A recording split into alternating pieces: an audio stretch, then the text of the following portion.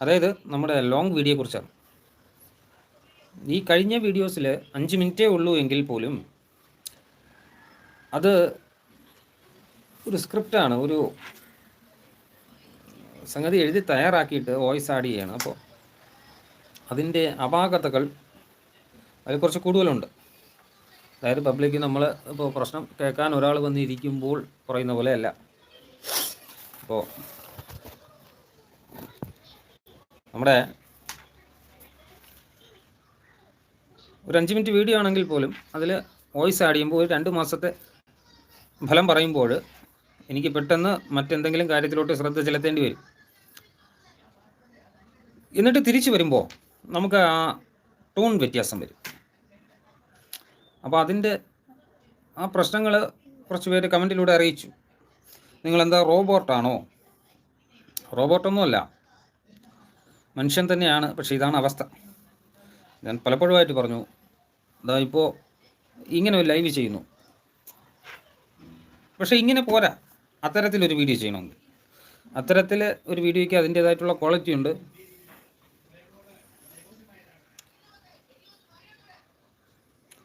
അപ്പോൾ അങ്ങനെ ഉള്ള ചില പ്രശ്നങ്ങളുണ്ട്.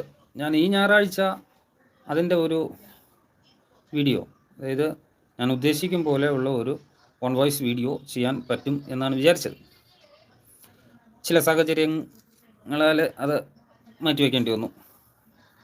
എന്തായാലും വൃശ്ചികം 1 മുമ്പ് അത് ഞാൻ ചെയ്യും. ഓൺ വോയിസ് ആയിട്ട് എല്ലാ മാസത്തെയും പൂർണ്ണ ഫലങ്ങൾ അവതരിപ്പിക്കണം എന്നാണ് മനസ്സിൽ. അതിന് എല്ലാവിധ സപ്പോർട്ടും വേണം. നമ്മുടെ ഈ ഷോർട്സ് വീഡിയോസ് കാണുന്ന എല്ലാവരുടെയും സപ്പോർട്ട് വേണം. അതുപോലെ നമ്മുടെ ചാനലിൽ നല്ല സമയങ്ങളെക്കാളെ ദോഷ സമയങ്ങളെയാണ് സൂചിപ്പിച്ചിരിക്കുന്നത്. അത് നമ്മുടെ വീഡിയോസ് കാണുമ്പോൾ മനസ്സിലാവും. കാരണം അവിടെ കുഴിയുണ്ട്, വീഴാതെ മാറിപ്പോകൂ എന്ന് പറയുന്ന ഒരു പോലെയാണ്. നമ്മളിപ്പോൾ ഉദാഹരണത്തിന് അകന്നിരുന്ന ഒരു സുഹൃത്തിൽ നിന്നും ചതിവിൽപ്പെടാൻ സാധ്യതയുണ്ട്, അപ്പോൾ അപകടപ്പെടാൻ സാധ്യതയുണ്ട് എന്ന് പറയുമ്പോൾ നിങ്ങൾ ചിന്തിക്കണം.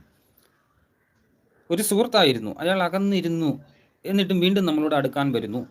അങ്ങനെ വരുന്ന സന്ദർഭത്തിൽ നിങ്ങൾ തീർച്ചയായും ചിന്തിക്കണം, അതെങ്ങനെ ഹാൻഡിൽ ചെയ്യണം, സ്വയം ചിന്തിക്കണം. ആ ഒറ്റ കാര്യമാണ് ഇതുകൊണ്ട് ഉദ്ദേശിക്കുന്നത്.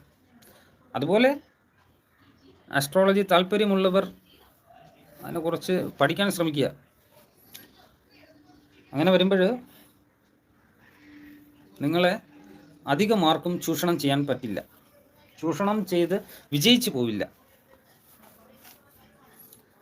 സംഭവിക്കാനുള്ളത് സംഭവിച്ചു തന്നെ ആവും. ഇരുന്നാലും ഇപ്പോൾ അഗ്നിഭയം എന്ന് പറയുമ്പോൾ അശ്രദ്ധ കൊണ്ട് നമ്മുടെ വസ്ത്രത്തിലൂടെ ആളിപ്പടരുന്ന തീയാവാം. അതും അഗ്നിഭയമാണ്. ഒരു തീപ്പെട്ടി ഉരയ്ക്കുമ്പോൾ കൈ പൊള്ളുന്നതും അഗ്നിദോഷം തന്നെയാണ്. അപ്പോൾ അതിനെയാണ് കണ്ണിൽ കൊള്ളാനുള്ളത് പുരികത്ത് കൊണ്ടുപോകും എന്ന് ആചാര്യന്മാർ ഉദ്ദേശിക്കുന്നത്. അതുപോലെ തന്നെ സർക്കാർ തലത്തിൽ, ഞാൻ നേരത്തെയൊക്കെ വീഡിയോസിൽ പറഞ്ഞിട്ടുണ്ട്, സർക്കാർ തലത്തിൽ ബുദ്ധിമുട്ടുണ്ടാവാൻ സാധ്യതയുണ്ട് എന്ന് പറയുമ്പോൾ കേസ് സംബന്ധമായിട്ട് എന്നൊക്കെ പറയുമ്പോൾ നമ്മൾ മനഃപൂർവ്വം ഒരു പെറ്റി കേസ്, അതായത് ഒരു ഹെൽമെറ്റ് വയ്ക്കാതെ ഒരു പെറ്റി കേസ് വലിച്ചു വെച്ചാൽ ആ ദോഷം അങ്ങ് തീർന്നു. അല്ലെങ്കിൽ വെയിറ്റ് ചെയ്താൽ സത്യം പിന്നെ ജയിക്കും. നമുക്ക് അടുത്ത ശുഭഗ്രഹങ്ങളുടെ അനുകൂലം വരുമ്പോൾ നമ്മൾ കേസ് ജയിക്കും. എന്നാലും അതുവരെ നമ്മളൊരു ഊരാക്കുടുക്കിൽ പെടാൻ സാധ്യത കാണും. അതുകൊണ്ട് വളരെ നിസ്സാരമായിട്ടൊന്നും ഇതിനെ കാണാതിരിക്കുക. കൂടുതൽ അറിയാൻ ശ്രമിക്കുക, അതനുസരിച്ച് ജീവിക്കാൻ ശ്രമിക്കുക. പിന്നെ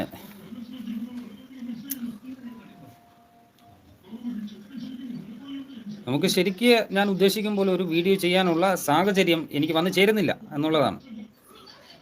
കാരണം നമ്മുടെ ഈ ഷോർട്സ് നമുക്ക് എങ്ങനെയും ചെയ്യാം. ഞാനിപ്പോൾ ഈ ലൈവ് ചെയ്യുന്നത് പോലും നമുക്ക് എങ്ങനെ വേണോ ചെയ്യാം. പക്ഷേ എൻ്റെ ചാനലിൻ്റെ ഉദ്ദേശവും അത് തന്നെയാണ്, ആധികാരികപരമായിട്ടുള്ള കാര്യങ്ങളാണ്. അത് ഈ ചാനൽ തുടങ്ങാൻ സമയത്ത് മനസ്സിന് ഒരുപാട് പ്രയാസങ്ങൾ തട്ടിയ ഒരു കാര്യങ്ങളുണ്ടായിരുന്നു. അപ്പോൾ അതിനെതിരെ ആൾക്കാരെ ബോധവൽക്കരിക്കുക എന്ന ഉദ്ദേശത്തോടു കൂടെയാണ് ഞാൻ ഈ ചാനൽ തുടങ്ങുന്നത്.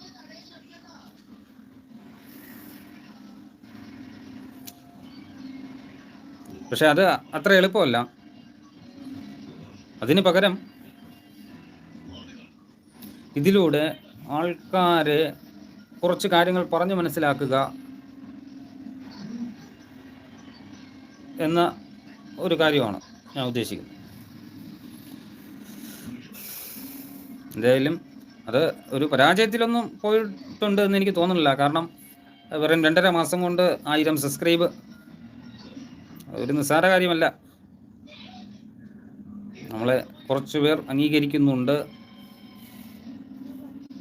എന്നുള്ള ബോധ്യമായിട്ടുണ്ട്. അതുകൊണ്ട് തന്നെയാണ് ഇപ്പോൾ കുറച്ച് കൂടുതൽ ടൈം യൂട്യൂബിൽ സ്പെൻഡ് ചെയ്യുന്നത്.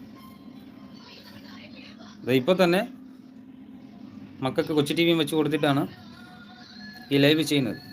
ഇവിടെ എപ്പോഴും ഈ സാഹചര്യം കിട്ടണമെന്നില്ല. കാരണം ഇവിടെ ഒരുപാട് ആൾക്കാരുണ്ട്, അവർക്ക് ഡിസ്റ്റർബ് ആവരുത് നമ്മുടെ ഒരു കാര്യങ്ങളും. അതിൽ പഴയ ആൾക്കാരുണ്ടാവും, അവർക്കൊന്നും ഇത് ഉൾക്കൊള്ളാൻ പറ്റിയെന്ന് വരില്ല. അപ്പോൾ ഇതിൻ്റെയൊക്കെ ഇടയിൽ കൂടെ നമ്മളിതിനെ മുന്നോട്ട് കൊണ്ടുപോയിക്കൊണ്ടേയിരിക്കുന്നു. അപ്പോൾ തീർച്ചയായിട്ടും നിങ്ങളുടെ എല്ലാവരുടെയും അകമഴിഞ്ഞ സപ്പോർട്ട് വേണം. തീർച്ചയായും എൻ്റെ എല്ലാ വീഡിയോസിലും ഒരു ചെറിയ കമൻറ്റെങ്കിലും നിങ്ങൾ ഇടണം. എങ്കിൽ മാത്രമേ എന്നെ ആരൊക്കെ സപ്പോർട്ട് ചെയ്യുന്നുണ്ട് എന്നെനിക്ക് മനസ്സിലാവും. അവരുടെ എല്ലാ വീഡിയോസും ഞാൻ ലൈക്കും കമൻറ്റും ചെയ്യും. അത് ഇന്ന് ഞാൻ ഇപ്പോൾ ഒരു 10-20 പേർക്ക് അങ്ങ് കമൻറ്റ് ലൈക്കും ചെയ്യുമ്പോൾ അതിൽ 10 പേർക്കേ കാണാൻ പറ്റുള്ളായിരിക്കും. ഇന്നല്ലെങ്കിൽ നാളെ അത് യൂട്യൂബ് നിങ്ങളെ കാണിക്കും. മറിച്ചും അങ്ങനെയായിരിക്കും. നിങ്ങളെനിക്ക് ലൈക്ക് ചെയ്താലും കമൻറ്റ് ചെയ്താലും ഞാൻ പെട്ടെന്ന് പ്രതികരിച്ചില്ല എന്നുണ്ടെങ്കിൽ അത് ഞാൻ കാണാത്തത് കൊണ്ടായിരിക്കും. കൃത്യമായിട്ടും കണ്ടാൽ ഞാൻ അവരുടെ എല്ലാ വീഡിയോസിനും ലൈക്കും കമൻറ്റും ചെയ്തിരിക്കും. കമൻറ്റിലൂടെ മാത്രമേ നമ്മളെ ആര് സപ്പോർട്ട് ചെയ്യുന്നുണ്ടെന്ന് നമുക്ക് മനസ്സിലാകാൻ പറ്റൂ. അല്ല അതിനകത്ത് വേറെ സംഭവമൊന്നും ഉണ്ടായിട്ടല്ല. നമുക്ക് മനസ്സിലായാലല്ലേ അവരെ നമുക്ക് കൃത്യമായിട്ട് സപ്പോർട്ട് ചെയ്യാൻ പറ്റും. ഞാൻ കഴിഞ്ഞ ലൈവിൽ പറഞ്ഞതുപോലെ ആരുടെയും ക്വാളിറ്റി ഇളകാനൊന്നും ഞാൻ നിൽക്കില്ല. വീഡിയോസിൻ്റെ ക്വാളിറ്റിയോ എനിക്ക് സമയമൊന്നും ഇല്ലാത്തപ്പോൾ ശരിക്കും എനിക്ക് തൃപ്തികരമല്ലാത്ത വീഡിയോസ് ഞാൻ അപ്ലോഡ് ചെയ്തിട്ടുണ്ട്. പക്ഷെ നമുക്ക് ചെയ്തല്ലേ പറ്റൂ. നമ്മുടെ ഒരു ട്രേഡ് അങ്കണമല്ലേ ഇത്.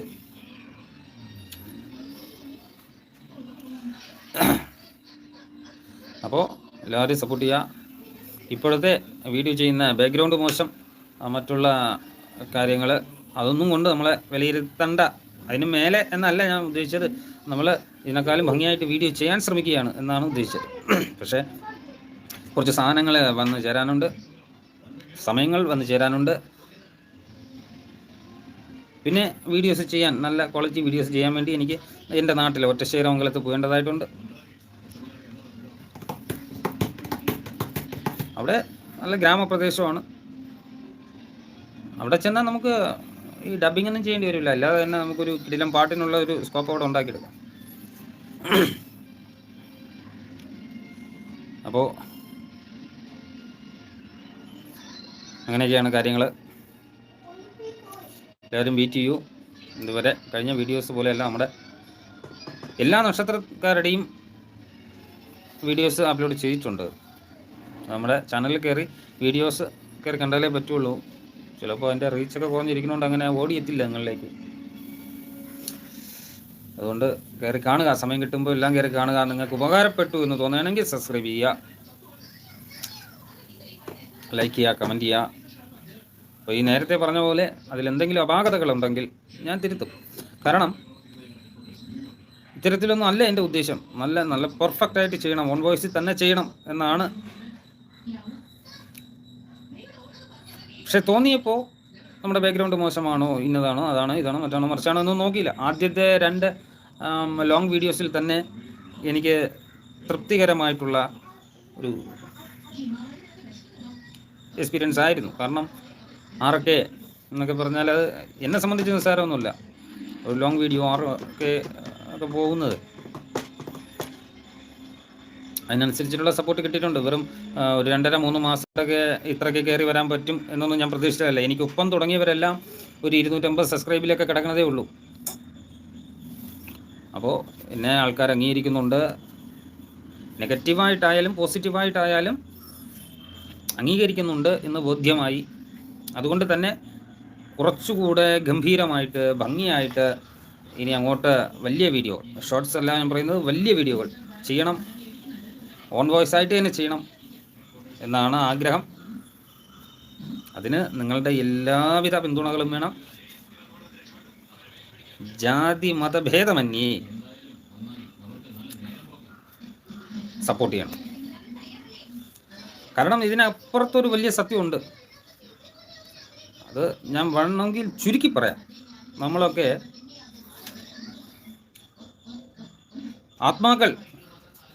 ആത്മാക്കളെ 3ആയി തിരിക്കാം. പരമാത്മാവ്, പുണ്യാത്മാവ്, ജീവാത്മാവ്. ഇത് നമ്മളൊക്കെ ഏത് കാറ്റഗറി വരും? ജീവാത്മാവ്. പുണ്യാത്മാക്കളെ ആരെ ഉൾപ്പെടുത്താം? പുണ്യാത്മാക്കളിൽ മഹാപുരുഷന്മാരെ ഉൾപ്പെടുത്താം. മഹാത്മാഗാന്ധി അതുപോലുള്ള മഹാപുരുഷന്മാരെ ഉൾപ്പെടുത്താം. ഇനി പരമാത്മാവ് ഇതാരാണ്? അതാണ് നമ്മളെ ഹിന്ദു പുരാണത്തിൽ പറഞ്ഞാൽ ശിവൻ എന്ന് പറയാം. മുസ്ലിംസിന് അല്ല, ക്രിസ്ത്യൻസിന് ഈശോ ഒക്കെ എല്ലാം ആ പരമാത്മാവ്. അപ്പോൾ നമ്മൾ ജീവാത്മാക്കൾ, പരമാത്മാവിൻ്റെ മക്കളാണ് നമ്മൾ ജീവാത്മാക്കൾ എന്ന് ഒരു സംഗതി നമ്മൾ മനസ്സിലാക്കിയിരിക്കണം.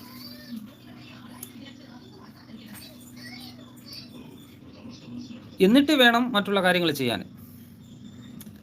അപ്പോൾ നമ്മുടെ പൂജ, ഹോമങ്ങൾ, അതിൽ സയൻസിനെ മാത്രം ഉൾക്കൊള്ളുക. പ്രത്യക്ഷ ഫലം, അപ്രത്യക്ഷ ഫലം. ഈ അപ്രത്യക്ഷ ഫലമാണ് ഭഗവാൻ പ്രസാദിക്കും എന്നത്.